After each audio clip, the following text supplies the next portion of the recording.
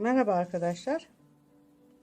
Bugün de size kar tanesi, yılbaşı ağacı süsleri serisinden, kar tanesi serisinden dördüncüyü sizinle birlikte yapacağız. Bu dördüncü için de arkadaşlar kullanmış olduğum kağıdın ölçüsü eni 2 santim, şöylesi 9 santim olacak. Bunu ben tek kanat olarak yapıyorum. Şimdi kağıtlarımı kestikten sonra arkadaşlar bu bildiğimiz bir çay paketinin şu metalik olan kısmını kullanıyorum. Kağıdı kestikten sonra bu şekilde önce şöyle boylamasını ikiye katlıyorum. Sonra tekrar şöyle iki ucunu birbirine yaklaştırıyorum ve ortadan kırmak suretiyle ikiye bölüyorum. Arayı açıyorum. Yarıyı tekrar ortaya gelecek şekilde birleştiriyorum. Sonra diğer yarıyı da yine ortaya gelecek şekilde birleştirdikten sonra arkadaşlar bunu böyle iki kanadı birbirine birleştiriyorum. Şimdi bunlara ben bant yapmıyorum arkadaşlar. Çünkü bunlar kendiliğinden laminasyonlu ve sağlam kağıtlar olduğu için tekrar bir şeffaf koli bandına sarmaya gerek duymuyorum. Şimdi arkadaşlar buna ben şuradan başlıyorum. Şöyle şuradan. Bu şekilde kağıdımı tutuyorum ve şöyle içinden geçiriyorum. Bu şekilde içinden geçirdim. Şöyle. Bakın. Bu şekilde geçirdim. Şimdi arkadaşlar buradan şu vaziyette şurayı yapacağım. Şöyle yukarıya çıkacağım. Şöyle.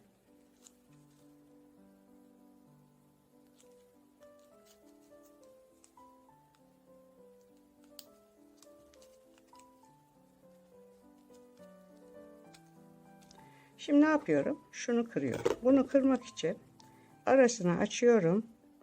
Şöyle kırıyorum. Birleştirdim. Buradan böyle aşağıya doğru iniyorum.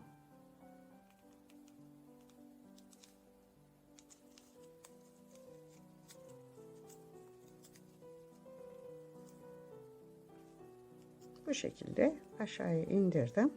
Şimdi ne yapıyorum? Bunu kırıyorum. Bunu kırmadan önce arkadaşlar şuradan şöyle dışarıya çıkacağım. Bir tane kağıt çıkaracağım. Birini alttan geçiriyorum. Birini üstten. Arkadaşlar bunları daha küçük yaparak kolye, küpe olarak da bunları kullanabilirsiniz. Bakın. Arayı açıyorum. Kırıyorum.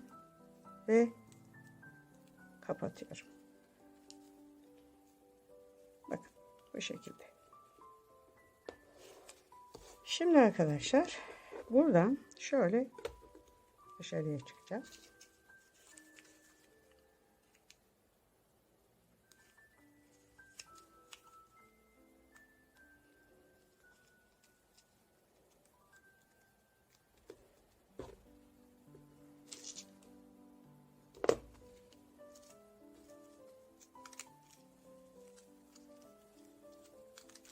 Kağıtlar çok güzel. Bunları tekrar bantlamaya hiç gerek yok.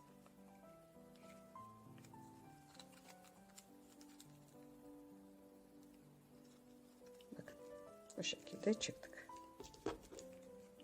Şurayı yapıyorum. Bakın şöyle. Şimdi buradan böyle.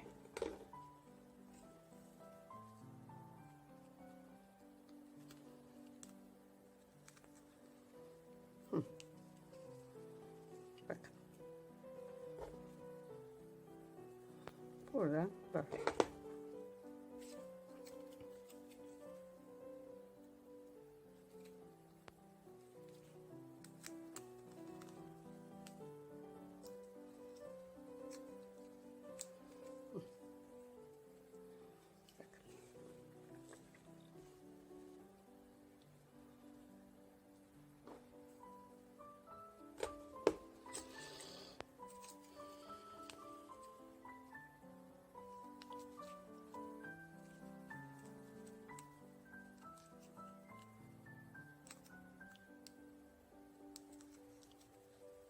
Şöyle çektik.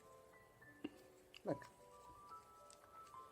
Şimdi arkadaşlar bakın. Şu köşeye şuradan şöyle geldiğimiz zaman ne yapıyoruz? Şimdi şu ucu kıracağız. Orayı kırmak için ne yapıyoruz? Şöyle arayı açıyorum. Kırıyorum. Ve kapatıyorum. Bakın bu şekilde. Şurayı yaptım. Böyle. Şimdi buradan şöyle aşağıya. Böyle. Bu şekilde indik. Bunu kıracağım. Bunu da şöyle açıyorum arayı. Kırıyorum ve kapatıyorum. Bu şekilde. Bakın. Şimdi şu ara açık. Bu arada şu şekilde dışarıya çıkacağım. Birini alttan geçireceğiz. Birini üstten geçirip şöyle çekeceğiz. Şimdi buradan şöyle aşağıya.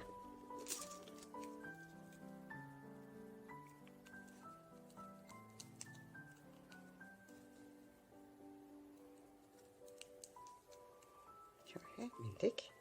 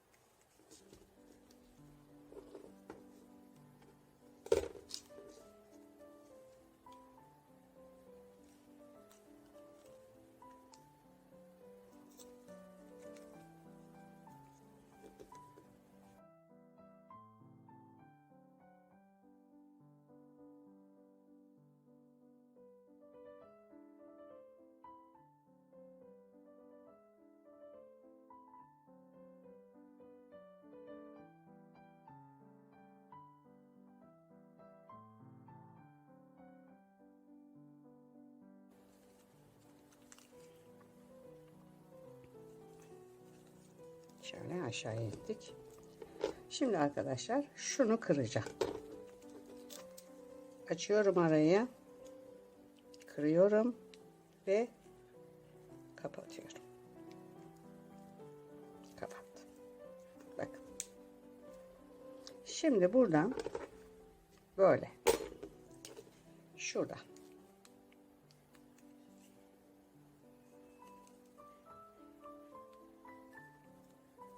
Geçirdik ve çekiyoruz. Şöyle oldu. Böyle. Şimdi arkadaşlar buradan böyle çıkacağız dışarı.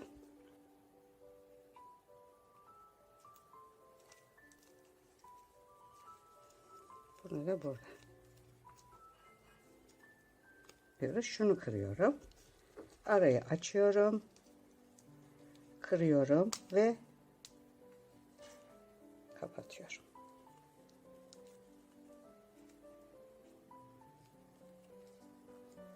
Evet. Bu şekilde. Şimdi buradan böyle.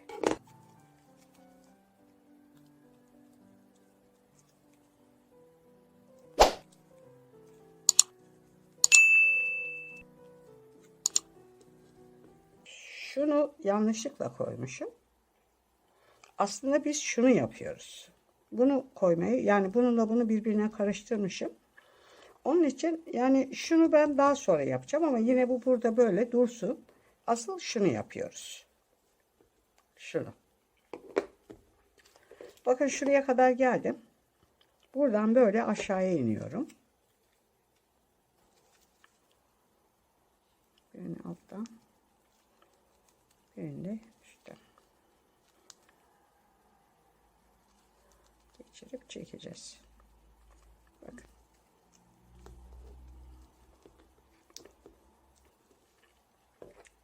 Şimdi buradan böyle. Birini böyle. Birini de böyle. Karıştırmışım arkadaşlar. Bu ara sağlık sorunum var. İkinci kez akciğerden ameliyat olma durumum var. Onun için benim kafa biraz karışık. Kusura bakmayın, yanlışlık yapmışım burada. Yani şu resmi koyarken yanlışlık yapmışım. Şimdi buradan böyle gideceğim.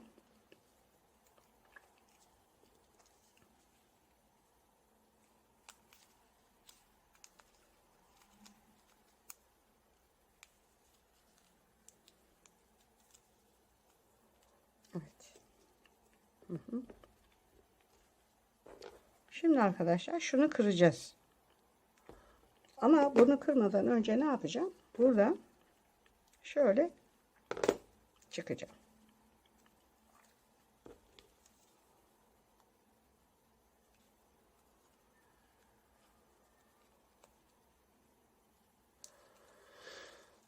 Evet. Şimdi ne yapıyorum? Arayı açıyorum. Kırıyorum ve kapatıyorum. Bakın. Bu şekilde oldu. Bakın. Şöyle. Gördünüz mü arkadaşlar? Şimdi ne yapıyorum? Burada şöyle aşağıya iniyorum. Arkadaşlar daha sonra şunu da ayrıca yaparım. Bunun arasında, yani ikisinin arasındaki fark sadece şu arkadaşlar. Şu kısımlar burada kırık. Burada ben sivri bırakmışım. Dedim ya hani ameliyat olacağım için benim kafa birazcık karıştı. Unutmuşum, dalgınlığa gelmiş. Kusura bakmayın. Şunu şuradan sokuyorum. Bunu da burada bu şekilde.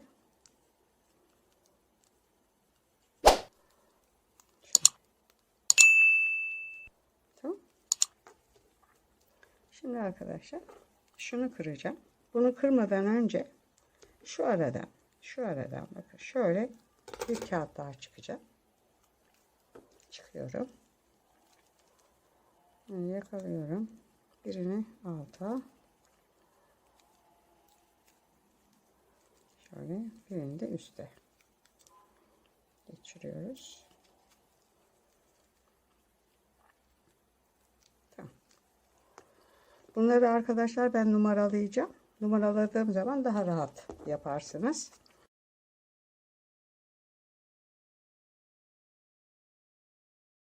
Şimdi şunu kıracağım ya arkadaşlar, şunu. Yani bakın şurayı yapıyorum, şu köşeyi. Şunu kıracağım için arayı açıyorum. Kırıyorum ve kapatıyorum. Bakın. Şimdi burada.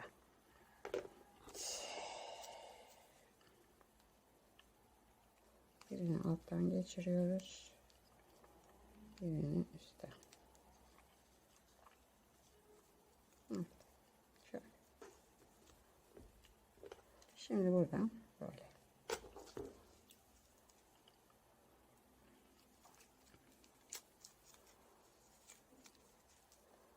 Şimdi arkadaşlar şöyle yapacağım. Bunu böyle çekiyorum. Bu şekilde birleştireceğim bunu. Bakın şöyle.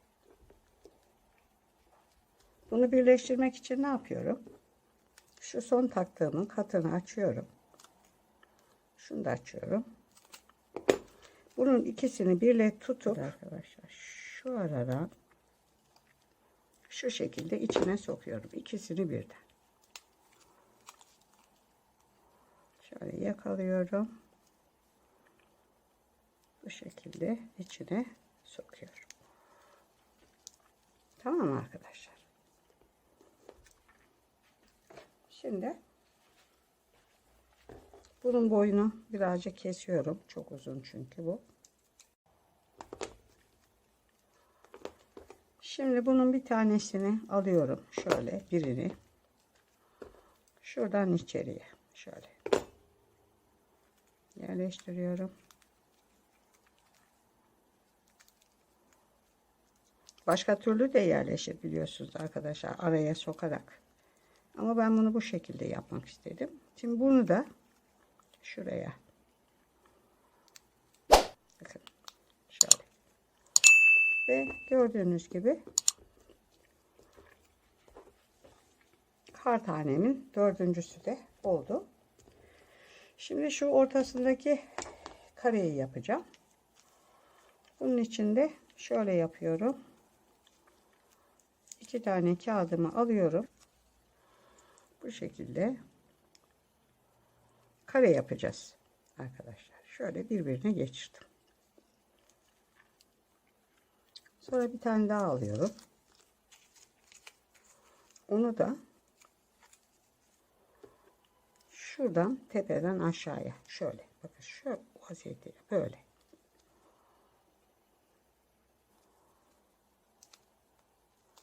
Bunu da bu şekilde, bunu da bu şekilde giriyorum arkadaşlar. Bakın karemiz oluştu. Yani şu ucunu kapatmamız gerekiyor. Onu kapatmak için de bir tane daha alıyorum. Buradan içeriye, şuradan. Şöyle içeriye.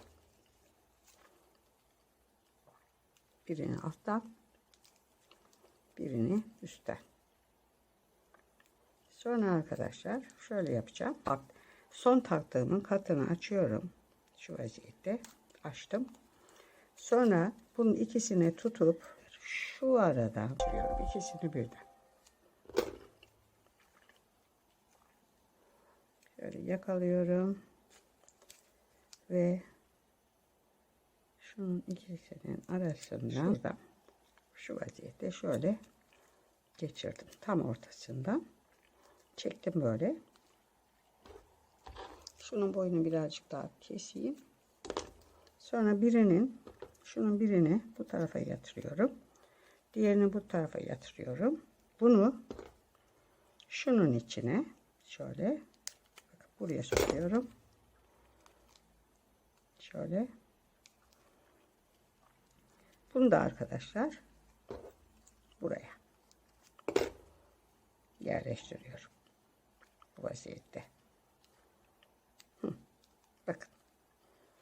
Bakın, ortası da bu şekilde bitmiş oldu.